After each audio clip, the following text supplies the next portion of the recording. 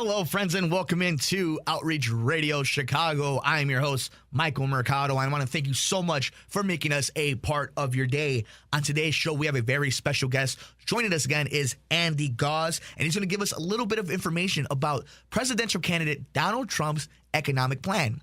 Now, whether or not you're a Democrat or a Republican, whether you hate him, love Hillary, or hate Hillary, this is what Outreach is all about. It's about talking to others from the other side, from the other perspective, and trying to gauge where they're coming from. Try to get an idea of what they believe. And on today's show, Andy does a really good job of giving us what he believes the United States needs to do and what he believes Donald Trump can bring to the table.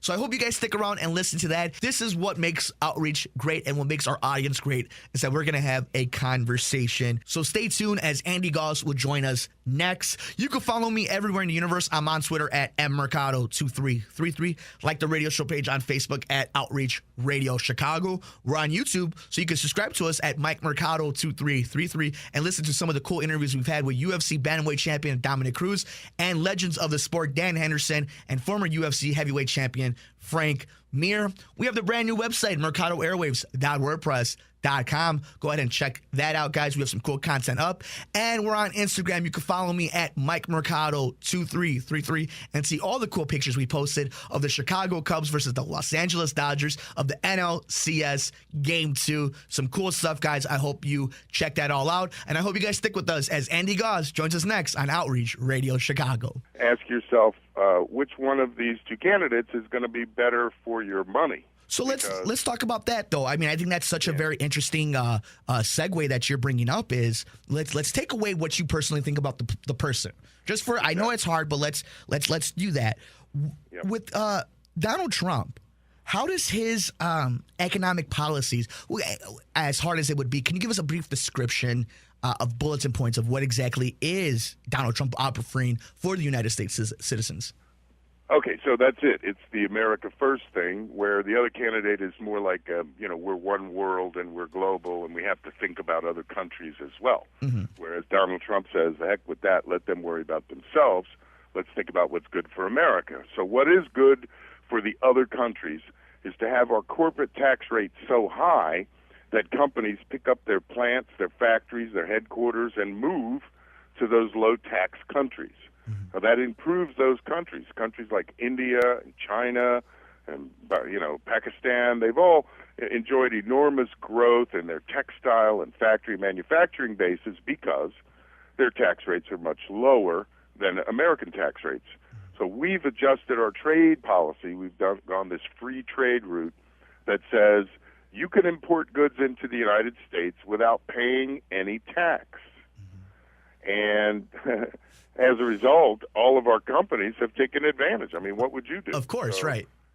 And you couple that with regulation. Now, I'm not suggesting we eliminate regulation, although Mr. Trump has given the indication that he may eliminate some of these onerous regulations. But if we look at just the basic ones, like, the 35 or 40-hour work week, time and a half for overtime, safe working conditions, all of those worker safety issues that we make factories follow, none of those factories around the world have to follow. I mean, kids as young as 6 are employed in China, and work weeks over there are like 70, 80 hours. Unions, and they don't have rules. And, of course, make products cheaper. And then there's the environmental thing. And around 1969, my generation said, hey, this is it, guys. You can't just pollute the river and the air and the atmosphere and then expect that we're going to let you sell your products. You have to fix all of this. Mm-hmm. And so we put those environmental regulations on companies. Now, you put those two things together and ask yourself, do you want to get rid of either one? Heck no. But how are we supposed to compete with foreign corporations if they're allowed to make these products and pollute the environment and treat their workers like pieces of meat? Mm-hmm. So we can't compete unless we put a tariff or a tax on the goods when they come in this country. So you've heard of the trade deficit, right? So Mexico has a $50 billion trade deficit with the United States. Now, for most people, you know what, they don't know what the heck that means. But here's what it means, is that they take $50 billion in cash paycheck out of the economy. So they sell us $50 billion more stuff than we buy from them. So that means they've got a $50 billion payday. Right. $50 billion US dollars. You know what their tax rate is on that 50 billion? Let's say nothing, right? Zero. Wow. Zero. I'd like that deal. How many Americans? Raise your hand. You like make all the money you want and pay no tax. That's the deal that we've given to China and to Pakistan. And so we said to American and multinational corporations, which it's no surprise to me, they're all against Donald Trump. Why? Because they've picked up their factories and their headquarters. They've moved their headquarters to Ireland, where they tax them at 12.5%. And then they put their factory in China, buy the goods into Ireland, pay the 12.5%, then export them to the United States and pay nothing. Of course they're going to do that because we have the loopholes in the tax law that let them do that. And we all know Apple. Apple's accumulated $200+ billion in Ireland that they can't bring back to the United States because our tax rate is so damn high.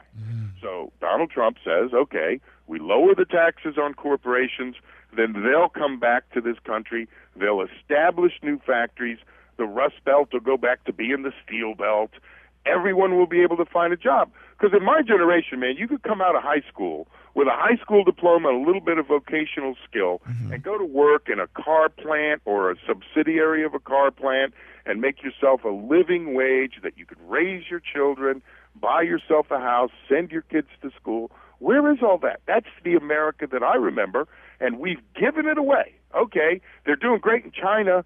Yeah, they're doing fabulous over there, all new airports, new roads, new bridges. They've made a $700 billion paycheck and paid no taxes in the United States. So I understand Miss Clinton is a globalist, and she thinks it's good that we're building up the rest of the world this way and, take care of everyone else. But what the heck? It's like ignoring your children, letting your children go without while you're helping the neighbor's kids. That doesn't make sense to me. America first, and I don't care, and I don't think Donald cares what your race, creed, color, I don't think it matters to him. If you're an American, you come first. Everyone else comes second. So it is, and I'm okay with Germans feeling that way and Mexicans feeling that way. Hey, Mexico first in Mexico, everyone else second. The United States, should Mexico come first? I don't think so. I think we should worry about us, and I think Mr. Trump feels the same way. So for me, on the money side, this comes down to an easy election. Donald Trump said he's going to eliminate the income tax on anyone who makes less than $50,000 a year. Hell, there's half the country right there. And then he's going to close the number one tax loophole for rich people called carried interest. And the reason nobody knows what that is because it doesn't matter to anything but 400 or 500 billionaires and hedge fund runners. They have to pay ordinary income tax under Donald Trump's plan on their earnings instead of this special 20% rate that they've been given. So in your pocket, your health insurance premiums are going to go up double digits next year. And Mr. Trump has promised to repeal and replace the Affordable Care Act. So, it's just such a clear and obvious decision. Yeah, okay, which one is more socially acceptable and which one is more politically correct? Which one is carries their composure better? I would say Miss Clinton has it hands down. She has 30 years experience being a politician, knows that, sometimes you have to say something that isn't true and where your private position might be different, but your public position, right? So she's the consummate politician. Of course, she's going to be a better politician, no doubt. But if you really want someone who's going to take care of your pocket, I think Mr. Trump is talking to all of us like we're all in business together. And I can't even remember the last time a presidential candidate has spoken to us like we're shareholders here. We have a stake. If you want to see America rise and be great again, and you can't suggest that we are. That's the thing. You can hide your eyes and pretend that we're still the richest country in the world. We're not. The biggest debtor on the planet, right? You can't hide your eyes and pretend that our economy's growing. It's like 1%. And factories are leaving every single day because we keep taxing them higher and higher. Like Miss Clinton's answer is, well, we need more money to pay for all this stuff, so we're going to tax people more. And the rich especially, doesn't she understand that the rich will simply get up and leave? And then who are you going to tax? So I'm appalled, first of all, at media coverage of this election. I understand, that we like the salacious stuff, but come on, I've heard enough about, who he said, who he grabbed. I don't care. What I care about is, are my children going to be sold into slavery? And Andy, you're working and paying half your money in taxes, that's slavery. I don't care what you call it. Again, just so I could give my demographic, 26-year-old male, born and raised in Chicago. I'm from Hispanic descent, Puerto Rican, Mexican, Costa Rican. And I think when I talk to a reasonable expert like yourself, it sounds good and it sounds logical, right? Do you believe, though, all this good that we're talking about, all this making sure that the American pocket, from the Hispanic man on one side to the white man in the suburbs, it doesn't matter, everybody's pocket getting filled in, do you believe the problem is, though, that the spokesperson for that movement is the wrong guy? Oh, yeah. Not only that, but you think whenever he says something ugly without thinking, like a non-politician does. That's what normal people do. I get it. When you're a politician, you carefully parse every word. You don't say anything. And, of course, Mrs. Clinton's position, that you have a private position and a public position. The other guy doesn't do that because he doesn't know that that's what politicians are supposed to do. So, yes, he's crude. He's rude. He is socially unacceptable. He knows how to be a gentleman, but when he feels like something else, he acts like something else. And I remember one thing Richard Nixon said about his IRS commissioner. He wanted an SOB, the initials, right? He wanted an SOB, and he wanted him to be our SOB. So who's going to be tougher in representing America than Donald Trump? I can't think of anyone that would be that brash and tough, because, man, a guy who really says what he thinks, which sometimes makes me cringe. I hear some of the stuff come out of his mouth, and, I think, what the hell has he been paying attention to? Right. He certainly hasn't honed his political skills, but, man, he knows his business. And what we need right now is a strong SOB, our SOB, to stand up to the rest of the world, the countries that are taking advantage of us in trade policy, currency manipulation, tax policy. I mean, all of this trade deals where they cheat, we play by the rules, and we don't call them on it. It just doesn't work for us. So we need to renegotiate these trade deals, and he's the only one that's indicated a willingness to do that. Andy Gause joins us today on Outreach Radio Chicago. Just before we even continue with this, just so any of the fans who keep listening to Outreach Radio Chicago, whoever you're voting for, this is a very interesting conversation. And regardless of what your political views may be, it's important to talk to the other side. You learn that way. That's the only damn way this country will ever get any better socially, is when we're able to talk to everybody. And guys like Andy Gause are giving me, at least I appreciate the fact that I'm learning something from the other side that I had no idea on, and it changes what's going to happen in a few Tuesdays from now. For any listeners who want more information about some of the awesome work Andy is doing, The Secret World of Money and Uncle Sam Cooks the Books, and then you have the newsletter, His World of Money, calling 800-468-2646, or go to andygause.com. Andy, one of the things that I keep wondering is, what if Donald Trump wins? In a few weeks when we're sitting here talking, Donald Trump is your new president of the United States. Come next year, what's your biggest concern in that? The idea of sides here, there's the American side, and then there's everything else. So what we've developed over the last 100 years is a system whereby the privately owned banks own the Federal Reserve System. So the money in your wallet is printed by a subcontractor who gets a paycheck for it. The subcontractor is owned by the same multinational corporations that export these jobs and take advantage of our trade policy. So they are going to line up with everybody else against anything that Mr. Trump tries to do. So anything that he'll do to give Americans a better deal and the multinational corporations a worse deal, you should stand back and ask yourself, wait a minute, all the Democrats are against him, all the Republicans are against him, all the businesses are against him, every major newspaper in the country has not endorsed him, every radio station has not endorsed him. What's going on? Why is everyone so afraid of what this guy will do? And it's what we, as citizens, as American citizens, have not had for a long time, and that's an equal opportunity. We've been forced to compete with our hands tied behind our back. I tweeted out a coin that was made in 1951. It has a picture on the back of it, the outline of the United States. It was a 50-cent piece, and it said inside that outline, Americanism, and then around the border it said equal opportunity for all. And you know who was on the front of that coin? A co-joined bust of Booker T. Washington and Washington Carver. Now, here were two men that did more for the American chemical industry than anyone before them. But did they complain? Oh, we're black, or we came from, our fathers were slaves? No. And neither did Madam C.J. Walker. Neither did Chicago's hero, Oprah Winfrey. She didn't care that she was a woman and that she was black. She said, this is America, equal opportunity for all.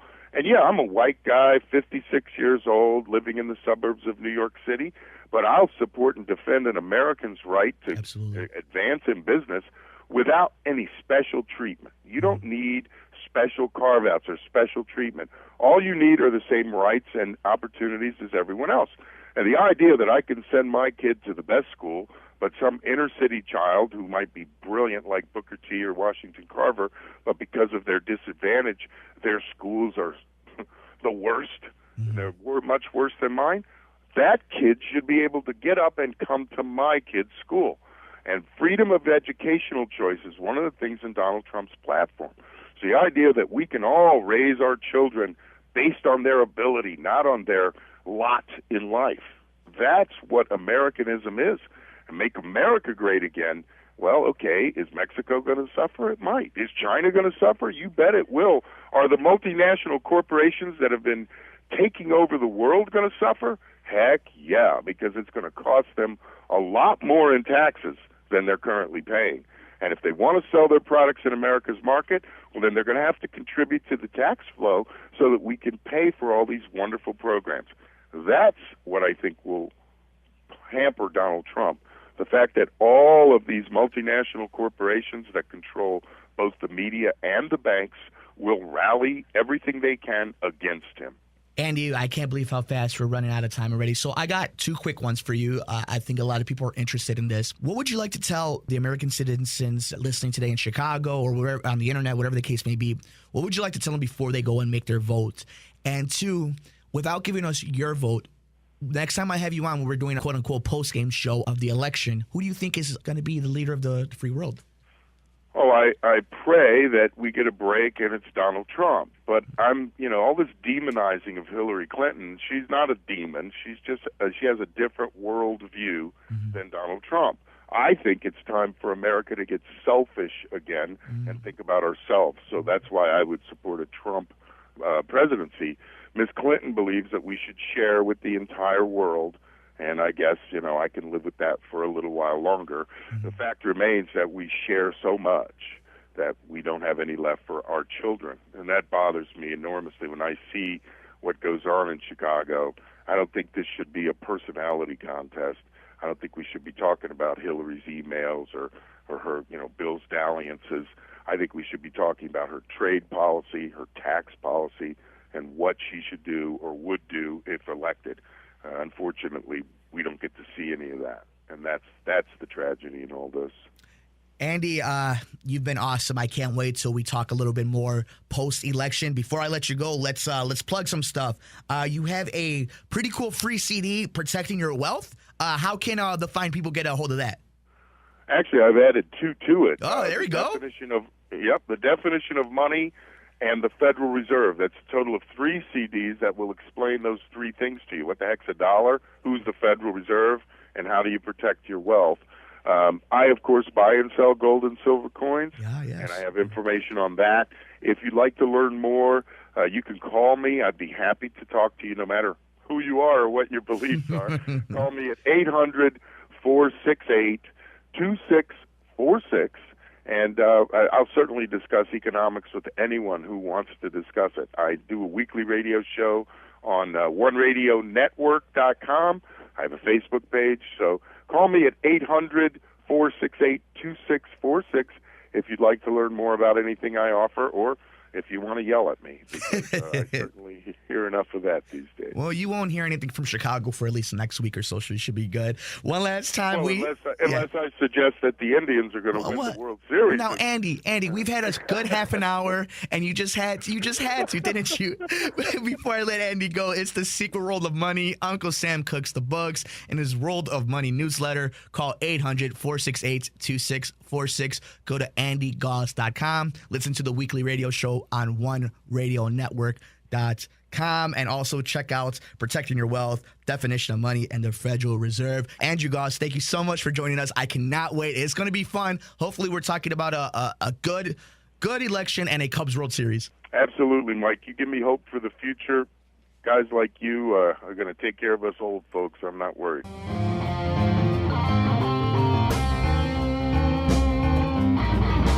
Andy, you are the man, my friend.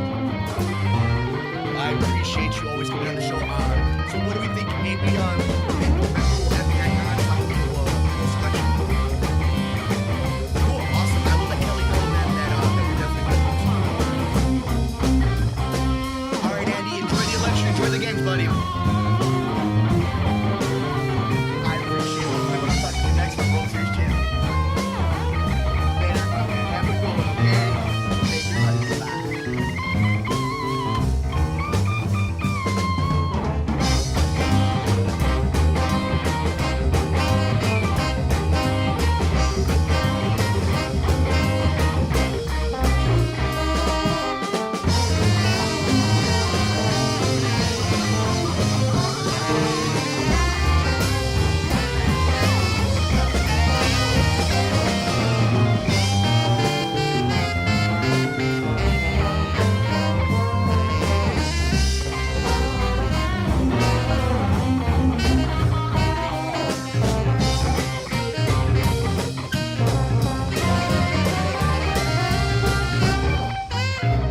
What's up, friends? Mike here from Outreach Radio Chicago. Game 1 Tuesday. Just now I interviewed Andy Goss.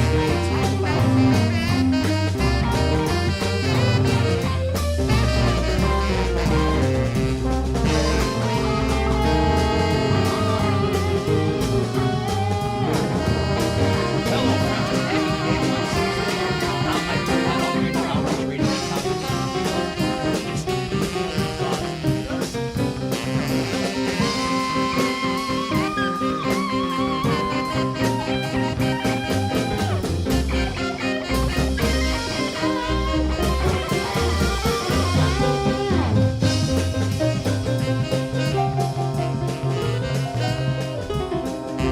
Hello, friends. Mike Mercado here on this edition. What's up, friends? Happy Game 1 Tuesday. Go Cubs. I'm right here in the Outreach Radio Chicago studios. Andy Goss. He gave us some really interesting information about presidential candidate, not only how he is, I feel what he's going to bring to the economy. Interesting. Want to know what the other side is? Tune in Thursdays for the SBC right here for Outreach Radio. Thanks, guys. Go Cubs.